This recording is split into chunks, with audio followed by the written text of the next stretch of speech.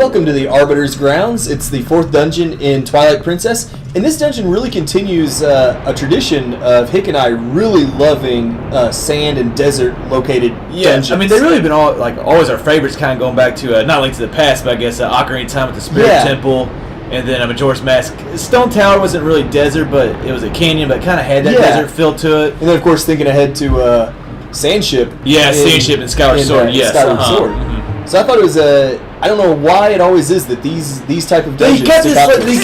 They always have this ruins filled. They really I mean, it looks like an old Egyptian kind of pyramid place, I guess you could say. It does, and I think they really the enemies they chose for this dungeon really kind of reflect that. Because I think Egyptians' big monuments and things were like for burials. Yeah, mummies. Yeah, mummies and things like that. In this dungeon, you've got skeletons everywhere. Yes, You've got re-deads. Yes. You've got the scarab beetles that swarm on you. I don't like those that Those much. are annoying. But I think they really did a good job of nailing that theme a little bit. And I kind of like how we have sand in this one too. Yes. Like, I mean, obviously, Ocarina with Spirit Temple, I guess that'd have been a lot harder to add, but I think so too. I think this is the first one where we actually kind of, Sandship there was actually sand. There was some. And Sandship, but just like it gives you a good feeling of the desert here. It does. Man, it sucks when you get stuck in it. Yes, it does. And we also, we talk a lot about the lead up as we've done many of our other videos, but just like the outside of this place and how it looks from the outside, it just looked, for better use, or for lack of a word, legendary. Yeah, it really just looked legendary from the outside. It's pretty cool they did this, and all this is just a prison. It's a prison to harbor like dangerous criminals or whatever. Yeah, and that's also the thing I like of the story behind this dungeon, which is really, really good. And I feel like that's rare that dungeons have a bit of a story behind them. You're right. We rarely get a story like that. Yeah, so for this, it's like, hey, this is the prison where we keep all these people before they're judged and all that. I thought was really cool. It's like usually there's a monster there.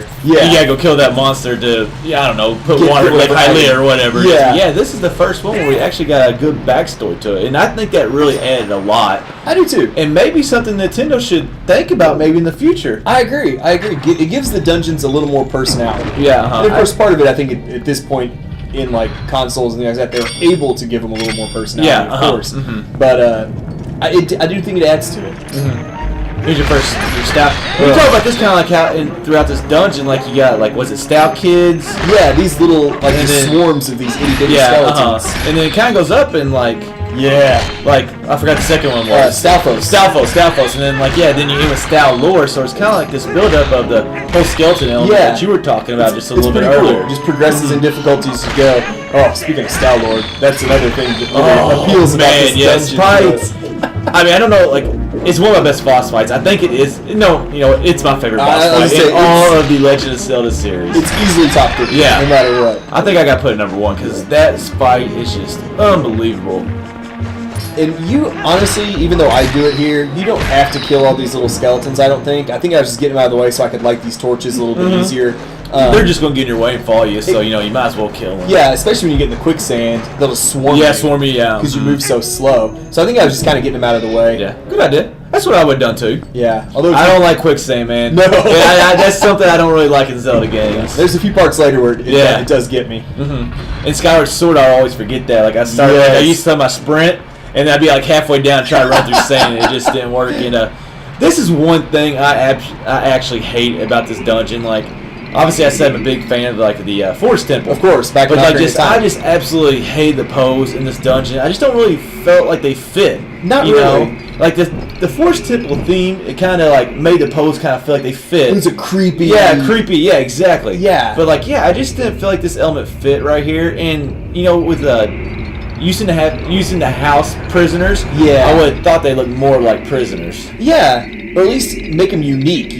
Make them different looking prisoners or something. Yeah. I think that would have been really cool. I actually don't even know what they look like, to be honest with you. They're just big, long. They look like ghosts. Yeah, I guess you're right. And who knows? Maybe they are prisoners. I don't know. I wonder if we would feel the same way about them not really fitting here if it wasn't for the Forest Temple. If they had never existed in any other game. Yeah, probably. Yeah, because you take one thing and you try to apply it to a different dungeon. Yeah. Sometimes it works, sometimes it doesn't. So in this case, I agree with you, just because of our familiarity with, and especially your love of the Forest Temple. Yeah. Especially, I liked it too. Don't get me wrong. Yeah, pretty strong love there. But it does make it feel like this was thrown in here a little bit where it didn't belong. It's a flashback that just didn't work out. Which Nintendo tries that and it works out a lot, and then sometimes it doesn't. So no big deal. The pose, I feel like the pose though are easier to kill in this because you used to attack them with your wolf form. Yeah. Instead of having it in Forest Temple, I remember you had to chase them up and down the stairway, shoot their picture. And I feel like they're easier and quicker. Yeah, they are. Here than they were in the Forest Temple. I do absolutely love this room though, like where you had that staircase going up, the railings, and you got the 4 pillars where the poles are. I mean, I really do. There's a lot of rooms in this dungeon that I really like. Oh man, the one with the spinner a little later on. Well, any room that has a spinner, I mean, it could be a 2 by 2 foot room. If it has a spinner in it, it's going to be an awesome room. I agree. I agree. And one little trick there, whenever you do run into the quicksand, if you roll when you first, or like right before you get into it, it won't slow you down until you quit rolling. Yeah. So you'll see me doing that. Normally we don't like rolling around everywhere. You didn't feel like talking to Minda, did you? No.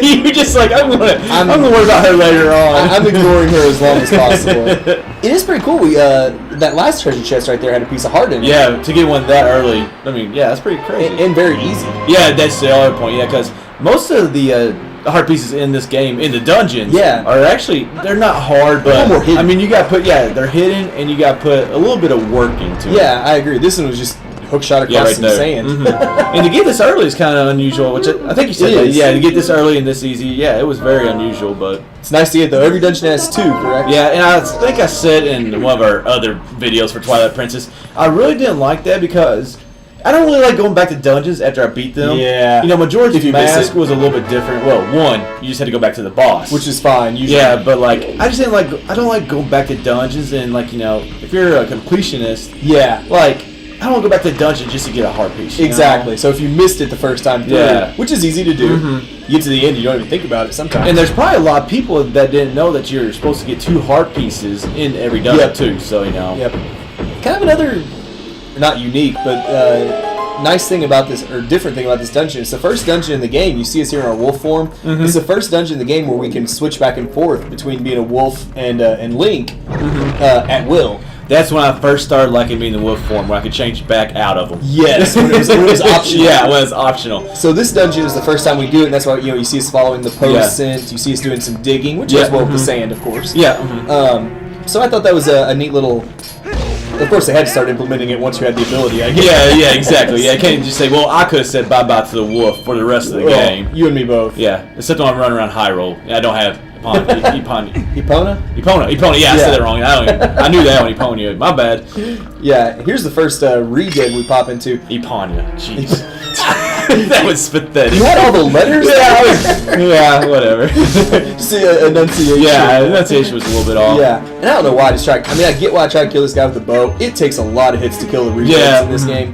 That's cool. In the Snow Peak, I try to kill those, I forgot what they're called, ice foes or something like that. Yes. I try to kill those with bomb arrows, and I shoot about 100 of them. And it never works. Yeah, so I understand exactly what you were doing right there. And the Redeads, I mean, just like Ocarina of Time, if you get too close to them, they scream and freeze you in place. That's part of why I was trying to kill them from further away. Yeah. But those arrows just weren't doing enough damage. Man, this dungeon is just, I mean, I know we said, but it's just really visually appealing. It is, and we've said this all the way back as far as the Spirit Temple. Like, we love these dungeons that look like real ruins. And really, Twilight Princess with this darker aspect, there wasn't really a lot of visually appealing stuff in the game. I don't think so. Yeah. A few dungeons, but especially some of the later ones, though. You think of, like, the Twilight Palace. I was going to say, well, I don't know what you're talking about, because I don't know what you're thinking. Like, Twilight Palace is just a bland, ugly dungeon, and a few of those. Well, it's a darker game, obviously, and so, like, one of the other reasons could have been, like, that room was actually kind of lit up a little bit. So it's really one of the brighter rooms, except for maybe seeing the sky, which is all outside. It's one of the brighter rooms, really, that we've been to so far in the game. It really is. It really is. I believe this is the second Poe we fought now. Yeah, the 2 right off the bat pretty quickly. Yeah, and then the third one is hard to find, but we'll... if I remember the third one. Yeah, it took me forever to find that third one later on. Yeah, he's kind of hidden a little bit. But, I mean, the Poes are easy. You just wait till they light up like that, then you just use your wolf attack, piece of cake. I was wondering how you beat them. Yeah, it's like, he even have time, like, he's winding up to whack you with his lantern or whatever he does, or shoot magic out of it. as long as you hit him before he does that, you've got all kinds of time. Somehow Red got to play through this dungeon. It's like one of my favorite dungeons, and they just found a cycle where he got to play it. So hey, I wasn't complaining. I was a little disappointed, but oh well. I mean, you have to play City in the Sky though, which you that is true. Love. That is true. Yeah, so we'll get there when we talk about that one because I got a lot of good things to say about that one. Which is weird because we'll get into all this when we eventually do that. Not to get too off topic. Yeah, we've never done that before. No, not at all. Not at all.